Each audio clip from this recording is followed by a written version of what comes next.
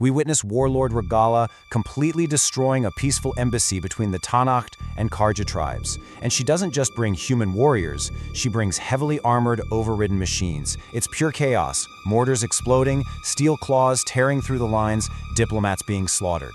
This brilliantly showcases the dual threats of the world. You've got bitter human factions on one side and terrifying mechanical beasts on the other. It sets a frantic pace that screams, hey, this world is incredibly dangerous.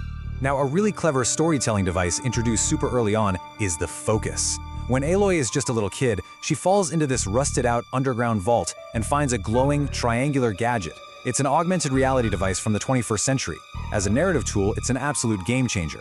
It gives Aloy a huge tactical edge, letting her see tracking paths and machine weak points. But more importantly, it ties her directly to the mysteries of the old ones. It's the literal bridge between her primitive present and this highly advanced past. Moving on to Part 2, the Outcast's Origins. Okay, so this beautifully captures the core thematic clash of the whole story. On one side, you've got the Nora tribe. They look at the ruins of the past and see forbidden, cursed remnants of the wicked metal world. They're incredibly superstitious. But then, looking through Aloy's focus, we see the actual reality. Rusted 21st century bunkers, massive data centers, and scientific labs. As the audience, we're constantly bouncing between tribal myths and hard sci-fi facts, which makes the world feel so incredibly rich and layered. To make us really root for Aloy, the writers just pile on the adversity right from day one. I mean, look at what she goes through. She's cast out at birth, she's entirely motherless in a society that literally worships the All-Mother, she's shunned by the adults, she gets rocks thrown at her head by cruel kids like Bast, her only friend is Rost, a stern outcast who raises her. Setting up these hardships is crucial. It shows us exactly why she's so driven. She isn't trying to be a superhero, she just wants to know who her mother is. She just wants to belong somewhere. It's a deeply relatable motivation. Here we go, Part 3, Trial by Fire. So, the big inciting incident here is the Proving. It's this grueling tribal rite of passage. But for Aloy, winning isn't just about showing off or becoming a tribal brave. See, the winner gets a boon. Basically, a blank check request that the High Matriarchs have to grant. For Aloy, this is it. This is her one and only shot to demand the truth about her mother. It's smart storytelling, right? Tying her physical survival directly to her deepest emotional need. But right when she pulls it off, the narrative completely pulls the rug out from under us. Step 1, Aloy scales this sheer ice cliff and wins. Amazing, right? But then, Step 2, out of nowhere, a horrific ambush. Masked cultists show up with ancient, high-caliber assault rifles and just shred the tribal candidates. Step 3, the cult leader Helis corners Aloy. She's nearly a goner. And then, Step 4, Rost charges in and sacrifices himself in a massive explosion so she can escape. Talk about whiplash. The story rockets from a triumphant personal victory straight into devastating tragedy, and that's what forces Aloy out of her bubble and onto this broader path of vengeance and discovery. Which brings us to Part 4, Ghosts of the Old Ones.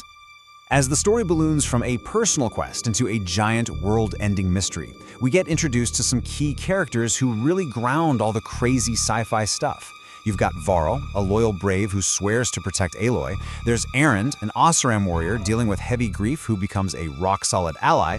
And then there's Silence, this super brilliant but incredibly shady mentor who actually tricks Aloy so he can steal the rogue AI Hades just for his own pursuit of knowledge. By attaching these massive concepts to very human things like loyalty, trauma, and betrayal, the story hooks us emotionally. When you map out the timeline, you really see the sheer scale of the narrative. Through finding old world data, we learn about Far Zenith, basically a group of 21st century elites. While Earth was literally collapsing, they built a colony ship called the Odyssey to escape. But they didn't just bail, they secretly hacked and stole a full copy of GAIA, the AI that was supposed to save Earth. Fast forward 1,000 years, and Aloy is the one uncovering this massive corporate heist. The story perfectly connects the greed and cowardice of the past directly to Aloy's frantic present. Just listen to this quote from a Far Zenith recruitment hologram. "Preserve your way of life beyond the concerns of Earth." Wow, that is chilling. And it hits the nail on the head for the story's main theme, legacy.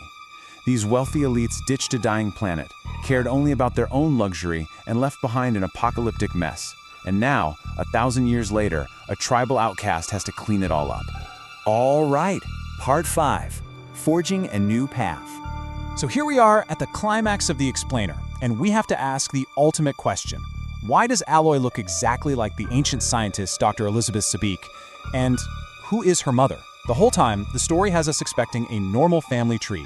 Aloy finds a hologram of Dr. Sobeek, sees they look identical, so we think, okay, she's her great-great-grandmother, right? But the real answer? It is a massive sci-fi bombshell that shatters everything we thought we knew. Here is the drop. As Aloy finally realizes, she wasn't born, she was manufactured. When the GAIA AI saw it had to self-destruct to stop a rogue program, it used an underground machine nursery to literally print a genetic clone of its creator, Dr. Sobeek. That clone is Aloy. She doesn't have a mother. She was made by a machine to reboot the system. I mean, this is storytelling at its absolute peak. It takes her painful, lifelong search for a traditional identity and completely flips it into a staggering, cosmic responsibility to save humanity. This huge revelation sets up her final, monumental mission perfectly. She has to head into the deadly Forbidden West, she's got to handle warlords like Regalla, and she has to infiltrate a high-tech facility to steal the GAIA back from the ghosts of Far Zenith, all so she can reboot the planet's dying biosphere. It's the perfect marriage of the immediate, physical threats of her tribal world with the technological ghosts of the past. Ultimately, this masterful story is about way more than just robot dinosaurs and cloning. Through Aloy's wild journey from a shunned outcast to the literal savior of the biosphere, the story throws a massive question our way. If you were genetically manufactured to fix the catastrophic mistakes of 1,000 years ago, what kind of legacy would you choose to leave behind? Let that question linger for a bit. Thanks so much for joining me on this deep dive, and I'll catch you on the next explainer.